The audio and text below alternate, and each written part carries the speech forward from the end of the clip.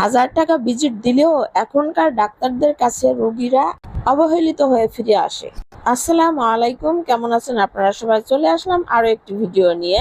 সকাল থেকেই ব্লগটি শুরু করেছি, চলুন শুরু করা যাক। আশা করি পুরো ভিডিওর পাশে থাকবে। সকালের নাস্তাটা ডিম ভাজি দিয়েই শুরু করেছি। সকাল থেকে ডেইলি ব্লগটা আমার প্রতিদিন দেওয়া হয় না, এই কারণে যেহেতু আমি সকালে অনেক ব্যস্ত থাকি আর সকালের রান্না, অফিসের খাবার দেওয়া, বাচ্চাদের স্কুলে নেওয়া সবকিছু নিয়ে আমি খুবই ব্যস্ত থাকি।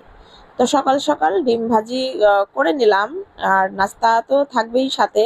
তারপর রাতের ধুয়ে রাখা থালা বাসনগুলো একটু আলাদাও করে নিলাম। সকালে উঠে প্রথম এই কাজটাই করতে হয়, যেহেতু অনেক থালা বাসন জমে থাকে, সেগুলো ধুয়ে রাখা হয়।